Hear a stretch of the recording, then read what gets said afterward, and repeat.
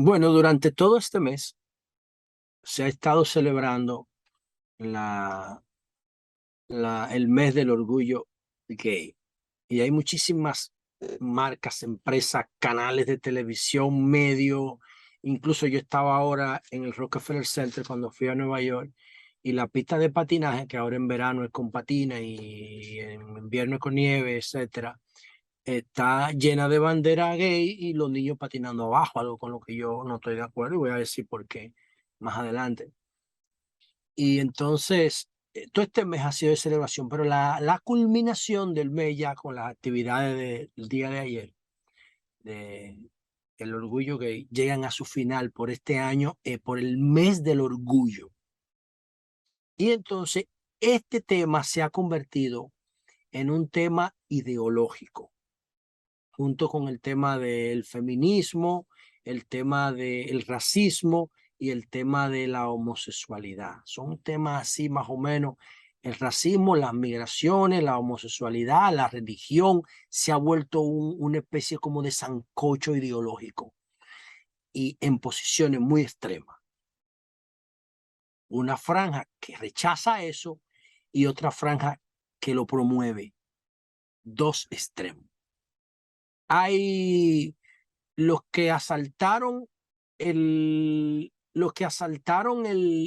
Congreso con Trump, que son los del movimiento QAnon, son una expresión radical del rechazo, por ejemplo, al tema de la homosexualidad o al tema de las migraciones o al tema del racismo. Pero los que lo promueven son tan radicales como los del movimiento QAnon. Son más radicales. Ustedes ven esa fotografía. Ustedes están viendo aquí un transexual o un travesti y ustedes ven aquí un miembro del movimiento QAnon. Para mí esos dos perfiles son iguales. Son iguales. ¿Por qué? Porque aunque están en aceras del frente, tienen un comportamiento radical. Yo no veo diferencia, por ejemplo, entre Putin y Donald Trump. La diferencia es la institucionalidad de la sociedad donde se mueve cada quien. Pero si a Putin lo pusieran en Estados Unidos, no pudiera hacer lo que hace en Rusia. Pero si a Trump lo ponen en Rusia, hace lo mismo que hace Trump. Si a Trump lo ponen en Putin, hace lo mismo que hace Putin en Rusia. Porque en el fondo son dos perfiles iguales. Son dos perfiles que se parecen mucho. Y eso pasa con el tema del movimiento QAnon, que fue que lideró el asalto al Congreso el año pasado, en enero, resistiéndose Donald Trump a dejar el poder, y los radicales gays que promueven la normalización de la homosexualidad. Para mí son dos perfiles igualitos, extremos. ¿Qué es lo que yo estoy buscando con este programa de hoy? Que nos situemos en el medio, a ver qué es esto, qué dice la ciencia de esto. Y sobre todo, qué dice eso que está ahí atrás del liderazgo responsable sobre el tema de la homosexualidad. Prepárense porque ustedes no. Lo que yo voy a decir aquí, ustedes no lo han escuchado nunca sobre el tema de la homosexualidad. Voy a tratar de ser lo más objetivo posible, porque me merecen respeto todos los sectores, los que rechazan la homosexualidad y los que la promueven. Yo me voy a tratar de situar en el medio de los dos extremos. Vamos a empezar entonces diciendo, el tema de la homosexualidad. ¿El homosexual nace o se hace? Porque yo, que soy un promotor, porque estoy convencido y creo, porque creo que todavía las verdades siempre van a tener una carga de relatividad y hay que creer.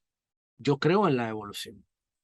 O sea, lo que me enseña la naturaleza todos los días es que nosotros vivimos en un proceso de evolución y de adaptación permanente. En virtud de eso, yo tengo que decir que hay muchos sistemas de reproducción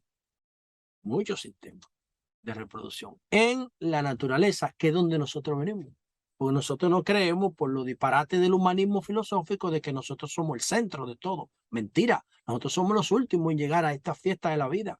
Lo que tenemos son, como humanos sapiens sapiens, 100,000 y pico de años, pero que nos separamos de los primates. De los primates tenemos 7, 8 millones de años. Pero la vida tiene 3,000 millones de años. Nosotros llegamos ahorita, fue a esta fiesta de la vida. Entonces, en la naturaleza tú encuentras muchísimas manifestaciones, muchísimas formas de reproducción. La sexual es una de las menos cuantitativas, porque se juntan dos y resulta uno. ¿Me explico? Un hombre y una mujer, una hembra y un macho se juntan dos y tienen una criatura cada un año. Y eso cuantitativamente no es conveniente. Ese es un punto a favor de la homosexualidad, porque a la naturaleza no le interesa que nosotros nos reproduzcamos como mosquitos o como peces. Yo tengo peces beta y cuando una hembra se junta con el macho no tienen sexo. Él simplemente lo que hace es que la bordea, la aprieta y ella libera sus huevos. En ese proceso de abordaje, para que ella expulse su huevo, él entonces de alguna manera le aporta su carga cromosomática a los huevos. En ese proceso los fertiliza. Pero el macho pez, en el caso de mis betas, no juega ningún rol sexual. No hay sexo, no hay penetración, no hay óvulo. ¿Me explico? Eso mismo pasa con el tema de las bacterias. Las bacterias cambian de sexo como forma de evitar los medicamentos. ¿No oyen esa vaina? Entonces hay muchísimos tipos de formas de sexo distintos. Las tortugas se reproducen, el proceso de anidación tiene una característica que tiene que ver con el ambiente de la playa donde ellas ponen los huevos. Pero la tortuga no empolla huevos, no les da su calor directamente, lo pone y se va. Pero la gallina no, la gallina se sube encima del huevo. Y las aves, todas las aves se tienen que quedar encima del huevo para calentarlo hasta un punto que produzca su nacimiento. Y son diferentes formas que tiene la naturaleza. Entonces, ¿qué me dice eso a mí? Que el sexo no es pétreo, que no es de una sola forma. Y ahí hay un punto para la homosexualidad, otro punto. ¿El sexo puede cambiar? Sí, puede cambiar. Porque antes de que fuéramos pluricelulares, una célula, la célula, antes de la célula procariota, las eurocariotas se copiaban unas a otras y daban lugar a una igual a ella. Entonces, dos células producían, una célula producía una igual a ella. Entonces, dos células o hembra, vamos a suponer lo que ahora hacen hombre y mujer, producían un resultado de dos. Pero estoy hablando de dos cada 45 minutos. Y el ser humano produce, dos producen uno cada un año. Y la naturaleza adaptó ese modelo. ¿Por qué? Porque priorizó la evolución, priorizó otro rasgo de adaptación. ¿Cuál? La transferencia genética depurada en el ADN para conseguir mejores resultados en la prole. ¿Ven? Ese es otro punto en favor de la homosexualidad. El sexo no es definitivo, no tiene un marco fijo. Entonces, la homosexualidad nace o se hace. Yo pienso que existen las dos modalidades. Y voy a explicar por qué.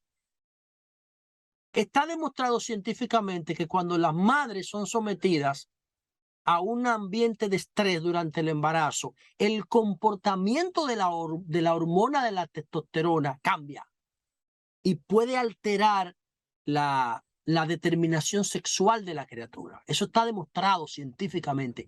Hay otras demostraciones más subjetivas, pero esta es una de las que más a mí me convence. Sí, cuando la madre está sometida a un alto estrés, hay un impacto en la sexualidad de la criatura. Esa modalidad de homosexualidad de nacimiento, eso es sagrado, eso hay que respetarlo. Pero hay otra modalidad de homosexualidad. ¿Cuál es?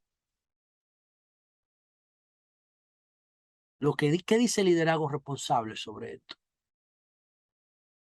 Cuando una sociedad tiene mucho tiempo en paz, el sistema hormonal y de neurotransmisores que tiene nuestro cuerpo empieza a ponerse a disposición del placer y cambia su naturaleza. ¿Cuál es la naturaleza original, primaria de nuestro sistema hormonal? Bueno, la naturaleza es que el mecanismo de compensación que genera nuestro cerebro y nuestras glándulas lo hace para estimular acciones de sobrevivencia. Entonces, una acción de sobrevivencia, por ejemplo, el ojo, la rodilla, el tobillo, son áreas muy sensibles si usted se da un golpe. ¿Por qué? Porque el ojo, los ojos, ve que tenemos dos huecos de olfato, dos orejas, nada más tenemos una boca. Y tenemos sensibilidad en la piel, pero no es lo mismo que yo me dé ahí a que yo me dé en un tobillo. En el tobillo duele más. ¿Por qué? Porque hay más sensibilidad, hay más terminaciones nerviosas para cuidar el tobillo, porque es fundamental para yo caminar. Y ahí hay más sensibilidad para que yo tenga más cuidado y reciba más alertas. Igual que en los ojos, igual que en la boca. Y eso es lo que ocurre. Entonces, hay tres actividades fundamentales que son evacuar, primero comer, evacuar y el sistema de compensación del dolor, la atenuación del dolor. Ok, me duele porque me corté, pero entonces mi cuerpo genera droga para atenuar ese dolor. Nosotros tenemos receptores de droga adentro y tenemos productores de droga adentro, dentro de nosotros. Por ejemplo, el caso de la marihuana se llama endocannabinoide. Tenemos dentro receptores de marihuana y también tenemos neurotransmisores que producen marihuana dentro de nuestro cuerpo. Cannabis, THC. Eso lo producen las plantas también. ¿Para qué? Para aturdir al depredador que se la va a comer. Eso es lo que hace el cannabis. Es un mecanismo de defensa del el efecto narcótico de la marihuana y del opio. Es un mecanismo de defensa y de la coca, de esas plantas. Eso es todo cuando tú lo descompones. Ahora, ¿qué ocurre con nosotros? Cuando nosotros estamos en una situación de crisis como sociedad, ese comportamiento hormonal juega un rol de sobrevivencia. Si yo no como, entonces me muero, y por eso automáticamente tenemos unos nervios que se llaman trigéminos aquí, que activan todo nuestro sentido cuando vemos una comida. Cuando vemos una comida, miramos la distancia en que está, la olemos, sentimos el crujir, si es una fritura, crack, cómo se rompe, crocante, una galleta, una papa frita, un pan, lo vemos, lo olemos, lo podemos tocar y lo podemos con la lengua, lo podemos detectar su sabor y lo podemos escuchar cuando cruje y nos hacemos una idea automática de si es sal, si es azúcar, si es fritura, si es pasta, si es helado, lo que sea. Le mandamos una señal al cerebro y comenzamos inclusive a babear de una vez. Eso es un acto de sobrevivencia. Pero ¿qué pasa cuando comemos más de lo que necesitamos? Ya esas papilas gustativas, ese trigémino, esos sentidos de la vista, del olfato, del oído, del tacto, ya empiezan a cumplir un rol placentero, no de sobrevivencia, porque todavía no hemos evolucionado para que el cerebro diga, no quiero más. Eso solamente se produce cuantitativamente cuando tú tienes una señal de hartazgo, de llenura. Pero no hay una flota que diga, tú no debes comer más porque tu altura son 5'11" y tú tienes 160 libras, tú necesitas una libra más y no te voy a dar hambre. Y ya la gente no come por necesidad. La gente no come por necesidad. La gente come por necesidad en principio. La gente come nosotros comemos por placer. ¿Y qué pasa con el tema de la comida cuando produce un efecto residual? Lo que no aprovechamos como nutriente tenemos que evacuarlo. Entonces, para que nosotros evacuemos, para que se dé el proceso de evacuación de los residuos alimenticios, entonces el sistema de compensación del cerebro y el sistema nervioso te produce una sensibilidad en la parte anal. ¿Para qué? Para que tú tengas un estímulo de evacuar. Lo mismo que para orinar. Se te llena la vejiga y produce una necesidad de orinar. Entonces, hay un paquete de neurotransmisores en el pene, en el ano y en la vagina de la mujer. Entonces, si no hubiera sensibilidad en el pene, no hubiera homosexualidad. Porque tú no puedes tener sexo por el codo. No hubiera homosexualidad masculina. ¿Por qué existe la homosexualidad masculina? Porque hay una hipersensibilidad en la zona anal. Esa sensibilidad no es para tener sexo. Esa sensibilidad es para evacuar los desechos de la alimentación. Pero como ocurre con la comida, llega un punto en que esa estructura nerviosa y de neurotransmisores se pone al servicio del placer. ¿Cuándo? Cuando tú estás en un estado, de un entorno de total seguridad. Y ustedes verán cómo qué ejemplo yo le voy a poner ahora. Y viene el otro tema de las adicciones. Entonces, las adicciones ocurren cuando tú consumes más droga que la que tu cuerpo produce. Y entonces los receptores de droga empiezan a pedírtela porque tú estás activando una estructura hormonal que te provoca euforia, satisfacción. Porque para eso es la droga, pero en condiciones minúsculas, en cantidades minúsculas, microscópicas, pero tú agarras y te metes 1 gramo de perico. O te metes un tabaco de marihuana todos los días. Tú te estás consumiendo la marihuana que tu cuerpo produciría en 10 años, la estás consumiendo en un día. Entonces ya eso deja de tener una función de sedante para el dolor a convertirse en una adicción. Se puede convertir el sexo en una actividad puramente placentera, ociosa como la comida, porque después que tú comes la comida que tú necesitas, todo lo demás es placer, tú no lo necesitas. Entonces, si tú te vas a juntar en una relación sexual para no reproducir, ¿es solamente placentero? Si tú vas a consumir droga sin tener que atenuar ningún dolor, ¿es puramente placentero? Yo creo que sí. Eso es lo que dice el liderazgo responsable. Entonces, si tú vives en una situación de crisis, tú no vas a tener, digo yo, dice el liderazgo responsable, lo debato con cualquiera, cuando quieran y como quieran. Y busquemos todos los índices de homosexualidad de todos los países.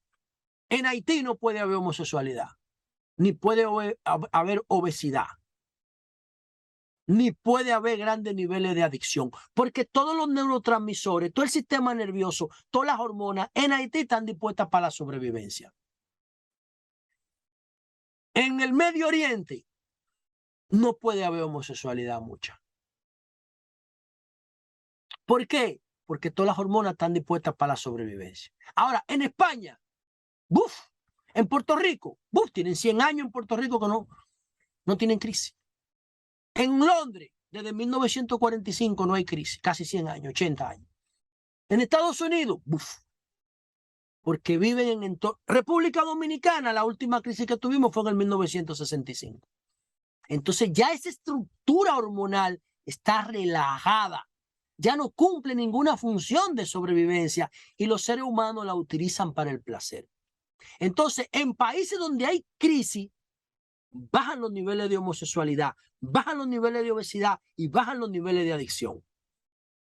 En países donde no hay crisis, suben los niveles de los indicadores de homosexualidad, suben los niveles de homosexualidad, de obesidad y suben los niveles de adicción. Señores, yo estoy planteando una hipótesis nueva aquí, nueva. ¿Eso solamente ocurre en los humanos? No. Le voy a poner el ejemplo que a mí me marcó la vida. Y por eso decía que quiero que nos situemos en el centro para que tratemos de mirar esto con un criterio científico. ¿Y cuál fue el ejemplo, la ilustración que yo dije, wow, qué valor tiene el liderazgo responsable como enfoque sociológico de los procesos sociales? Diablo. Los bonobos. Los bonobos son unos chimpancés que son de nuestra misma familia. Nosotros compartimos más del 99% de los genes con los chimpancés.